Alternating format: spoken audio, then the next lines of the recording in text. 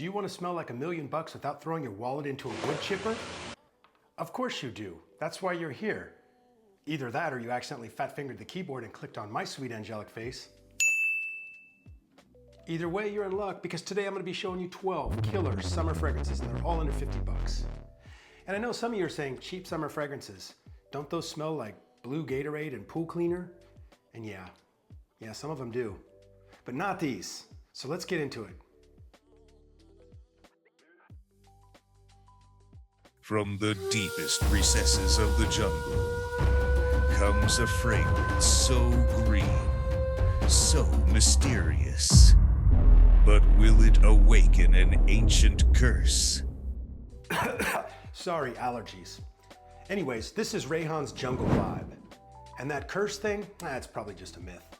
Anyways, this is a clone of Dry Van Notten's Santal Greenery. And I would say this, don't let the name Jungle Vibe and the bottle fool you. This is a killer new fragrance. It opens with a sharp citrus blast, and as it develops, you get a very dewy green mojito-like vibe.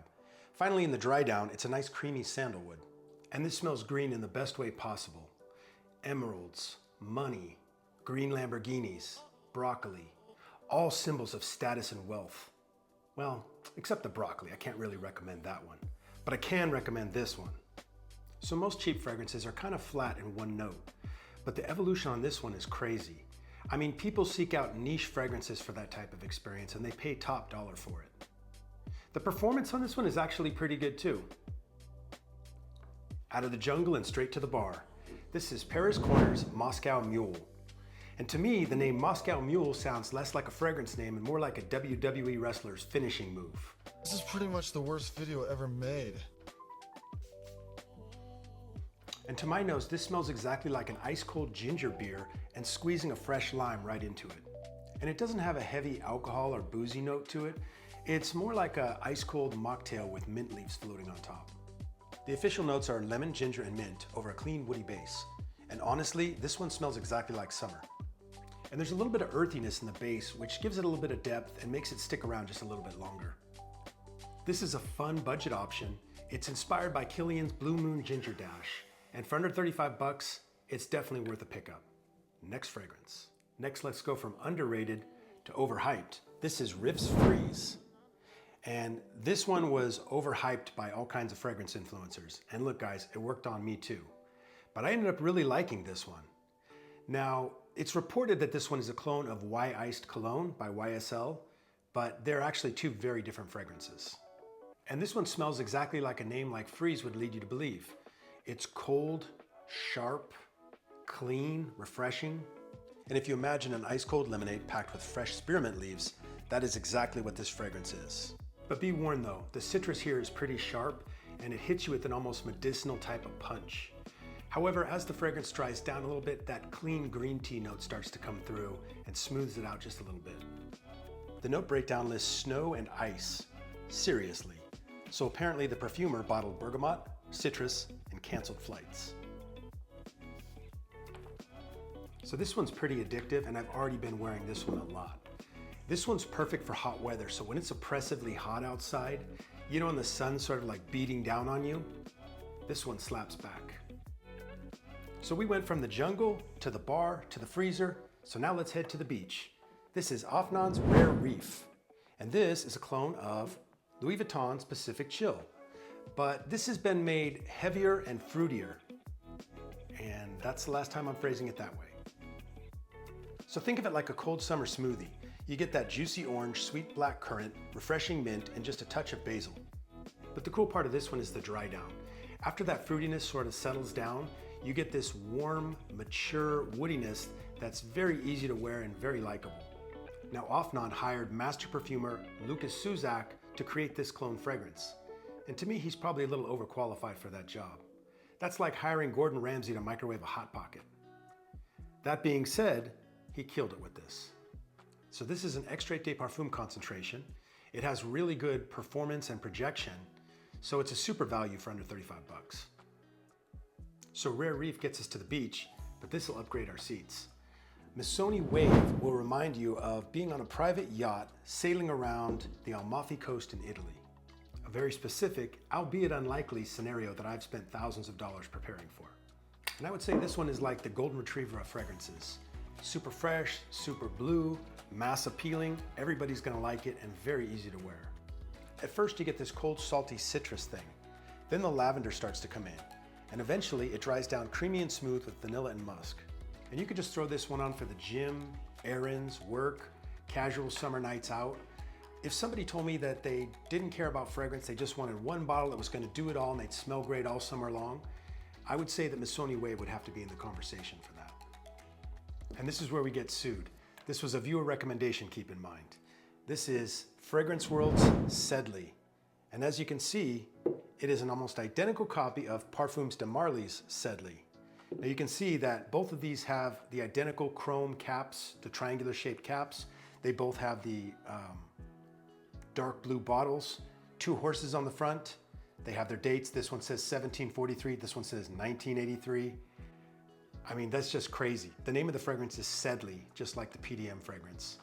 This is not even like cloning, it's identity theft. And now you can see how close the packaging looks. This is the Fragrance World box on the left, and this is the PDM box on the right. They're nearly identical. Ironically, the back of the Fragrance World bottle has a certificate of authenticity. You can't even make this stuff up. Now, normally when someone clones a fragrance, they make some sort of a play on the name so it's close but not exact. So 1 million becomes 1 billion. Sauvage Elixir becomes Suave Elixir. You get the idea. Most clone houses at least try to hide the crime scene. But here, they were like, yeah, we copied it, so what? Next question.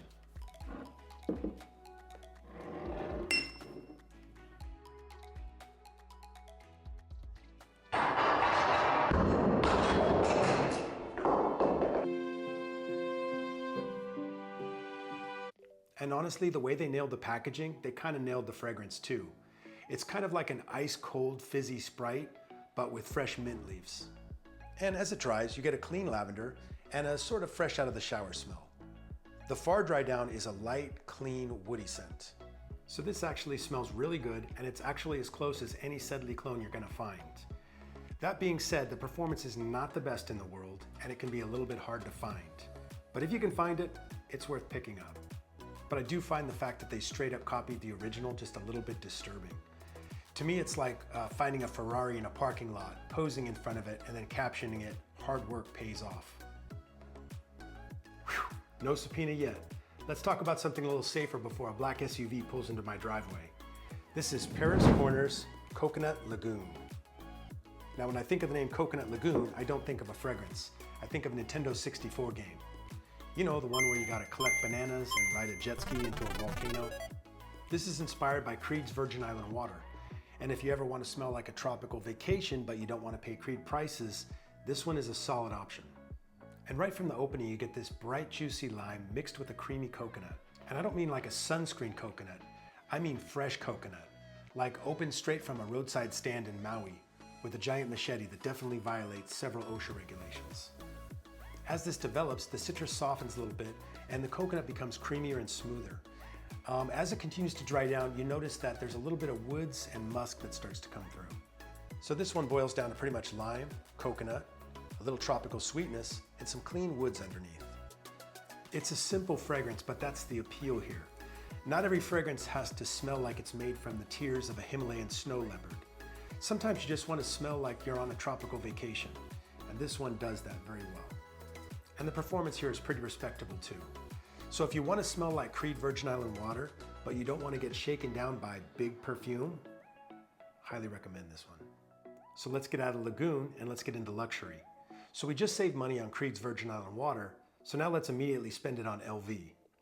This is Khadlaj Shiyaaka Snow. And this is a clone of LV's Meteor, but it's kind of going in its own direction. So this is a sparkling citrus fragrance. And when you spray it, there's like this icy cold sparkling quality to it that's like splashing ice cold water on your face. As this one dries down, it turns powdery and soapy with a clean laundry smell to it. And as a clone, I think it's pretty enjoyable to wear. But I'm not the biggest fan of LV or their overpriced unisex fragrances. What I don't want to smell like is some overpriced scent that smells like a luxury scent crafted for a middle-aged woman. And I'm not saying that LV fragrances smell bad, I'm just saying that they don't seem like they were made or marketed towards me. And I'm perfectly okay with that, because I don't want to be hanging around outside of an LV store anyways. Anyways, I'm gonna jump off my soapbox. And as you can see, there's a citrus up top with neroli and vetiver, adding that clean, soapy vibe to the fragrance. So this one has a clean, like fresh out of the shower type of vibe to it.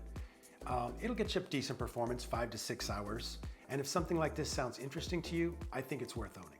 So even though this is not my type of fragrance, I think some of you are really gonna love it, so it has to be on this list. But I would say just going with the expectation of knowing that this is not a one-to-one clone of Meteor and it kind of does its own thing. And now one that I do love, this is Afnan's Turathi Blue. This is a clone of Bulgari's Tiger. And as a matter of fact, it's such a good clone of Bulgari's Tiger that it almost makes it seem silly to spend $400 on the original fragrance. And the best thing about this one is it's so versatile. You can wear it to the gym, you can wear it to work, you can wear it out. Now, a lot of fragrances, when they're that versatile, they can be a little bit boring, and this one definitely is not. Turathi Blue is able to pull off that versatility, but still be incredibly fun and interesting to wear. So let's take a look at the notes. It opens with a fizzy grapefruit and juicy mandarin, and it dries down to a warm amber and clean musk. And where this really shines is the hot weather. And oh look, what time is it? It's about to be really damn hot. Unless you live in Texas like me, where it's been hot. And I don't mean hot like, wow, should I wear shorts today? I mean hot like opening your car door feels like checking on a pizza. So this one is loved by the fragrance community.